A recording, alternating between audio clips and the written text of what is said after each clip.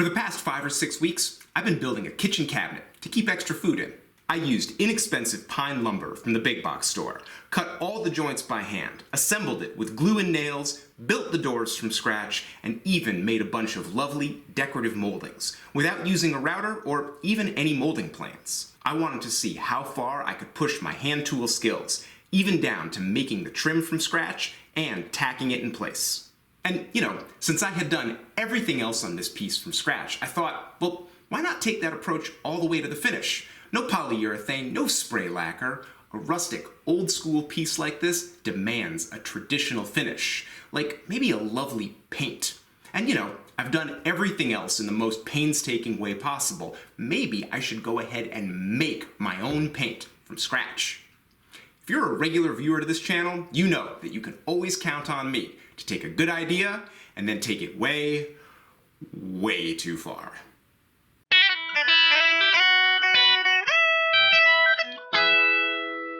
Before we get to the finish, let me catch you up on the project real quick. Now, if you only want to see me make paint, feel free to skip ahead. But for everybody else, here's how I finished up this long-standing project. I couldn't install the trim until the case was detailed and squared up. That meant flush cutting the face frame and carefully planing everything level and square. You can go back and watch the video where I built this face frame. And I intentionally left it oversized in every dimension so that it could be trimmed down to a perfect fit. Now that I'm in the home stretch, I'm dialing it in. There are also places where this inexpensive big box pine had a little bit of cup to it. If I were a machine woodworker, I would have milled each piece perfectly flat. But that's not always a good use of time if you're building by hand in a country style. I made sure the cup was on the outside of the board, and now I'm planing it flat just where the trim is going to sit. My moldings will sit perfectly on this little flat spot I've made, and the viewer will never notice that the rest of the board has a subtle hump in the middle. Now I can start installing all that trim I made. Most of it is just tacked in place, which is traditional for this kind of furniture. Trim isn't structural, and it does get damaged sometimes. So it's convenient if you can get it off and repair it without too much trouble. The top molding is done, and I've made this big filler piece to go inside the trim. As I was working, I just decided to make the top double thick. It makes for an easy install on the trim pieces, and it makes the piece stronger if someone wants to sit on it. It's going in a kitchen, so that might happen. This corner comes together with a tight miter, and I actually built a miter box and a miter shooting board to dial in these joints. There's a whole video on these essential hand tool jigs, and I've got plans so you can make your own. As a finishing touch, I'm adding these little strips of beveled molding underneath the top trim. This added detail gives the top edge a crown molding look, and it covers up the rabbet joints that I used to make the case. Once the glue dries, I give everything a quick sand with 220 grit, and I'm ready to paint.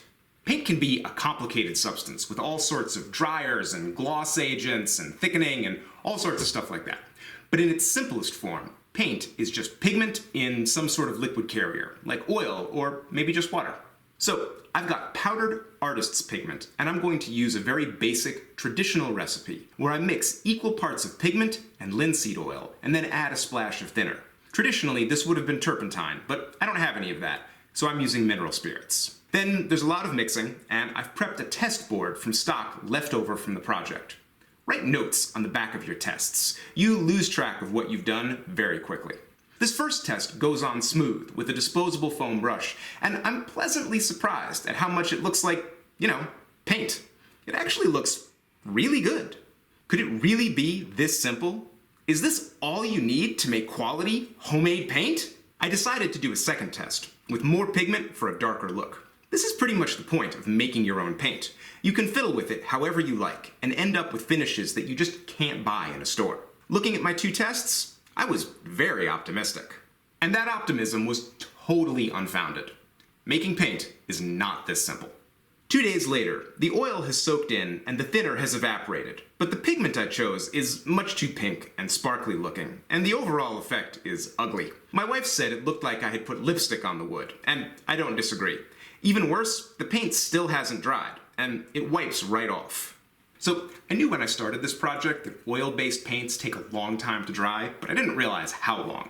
This sample here is over a week old and it is finally dried. But the bigger problem is, aside from the looks, is that it's not durable. You can see there are scratches, deep scratches in it. And I haven't really done anything with it, it's just been sort of kicking around the workbench. So obviously this is not going to be good enough for a project that's going in a heavy traffic area like a kitchen.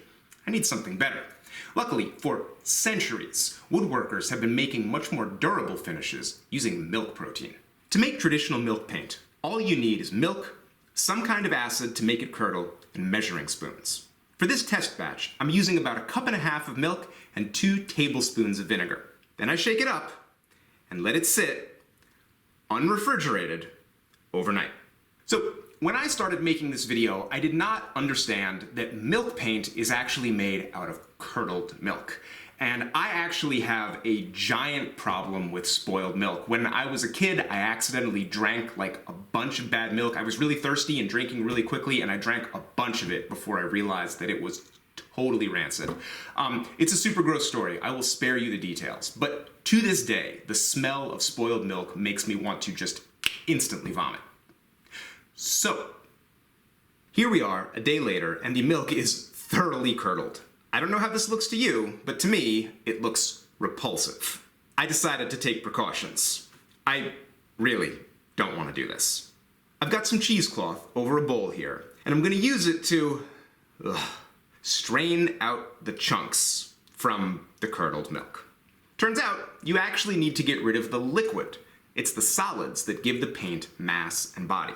Quick tip, make sure you only use a single layer of cheesecloth. I'm using 2 layers here, and it's going too slowly.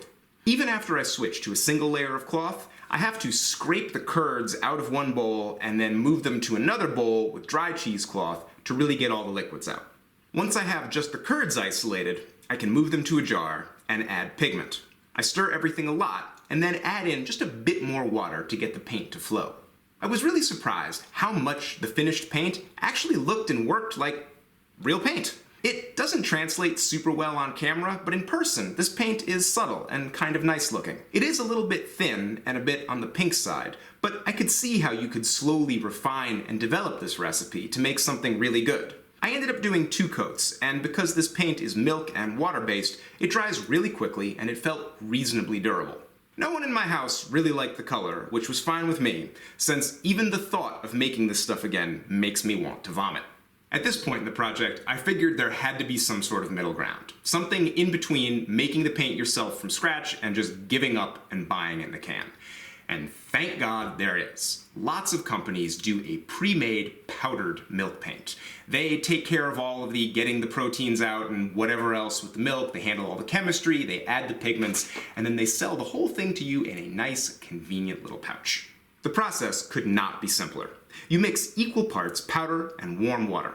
You're supposed to mix for a full 2 minutes, so I set a timer. You're going for a thin milkshake texture with no lumps, and that took me a little over 2 minutes. But the second this stuff went on the wood, I knew I had a winner. The coverage was so even and smooth and paint-like. I really like the rich, opaque look of this stuff, although it's a bit more brick red than I was going for. Lucky for me, I've got a bunch of iridescent pink pigment sitting around, so I dropped in a bit of that and did a couple more test boards, adding a little more pigment each time. The effect looks subtle on camera, but adding pigment made the red both brighter and a little less flat. Even if you don't make paint from scratch, these pigments are pretty handy to have around. Now I've got my paint all figured out, so I just laid the whole case down on its back, which made all the surfaces easy to reach, and I'm just going to apply the paint with a disposable foam brush. Nothing fancy. Since my whole family is stuck at home anyway, we made this a family project. My wife and I tackled the main case, while my daughter handled the doors. We let her do the insides by herself, but we gave her a little help with the faces. Now this paint is really easy to use, but I have painted very few pieces of furniture in my life. Maybe like 0 pieces. I'm much more used to varnishes, and they handle very differently. So I got some brush strokes and unevenness in the final finish. No problem. I'm just flattening out the dried paint with a maroon Scotch-Brite pad. This takes down the shine and blends things together. Milk paint isn't the most durable finish ever, so I'm top coating the whole thing with 2 coats of clear shellac. This stuff is super easy to apply and only takes 10 minutes to dry, So on the very same day, I can steel wool the surface and wax the whole thing. If you're curious about shellac and other clear finishes, I have a whole video that shows you how to use them. The finished cabinet looks great. We were going for a bit of a farmhouse rustic look, so the milk paint is perfect. I can still definitely learn a lot about painting furniture, and I'll keep working on my technique. So if I want to go for a super crisp look in the future, I'll be able to get it. For now, this cupboard is going to go right into the kitchen and hold extra food. It's exactly what we needed.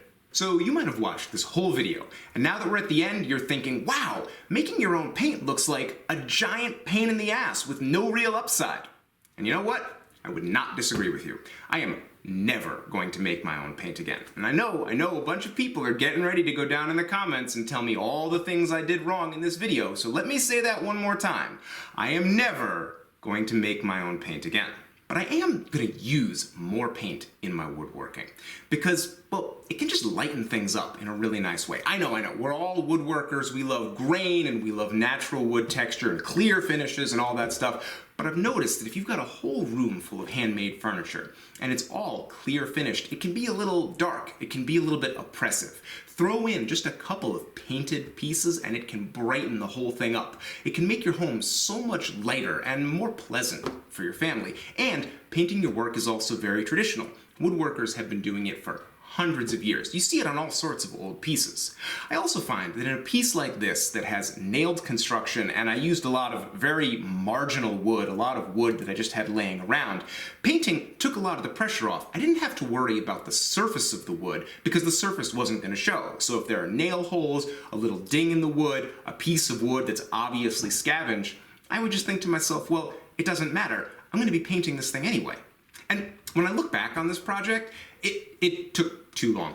When I started it, it was just at the beginning of the pandemic, and I thought, oh, this is like a 2-week project. Well, I wasn't thinking about the fact that my family is now home with me, and I'm homeschooling my kids, so it just took forever. The whole thing is spread out over like 5 videos. I've got a playlist. You can watch every single one of them and get a deep dive into each little detail. And that's great. But you know what I really need to do?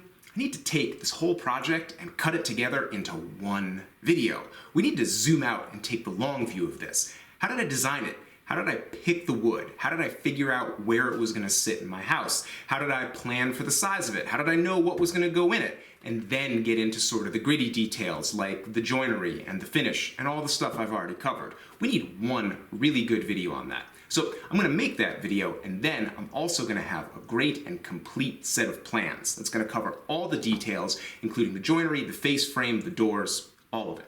And I'll have that ready for you in a couple of weeks. Just like always, my plans are going to be super affordable.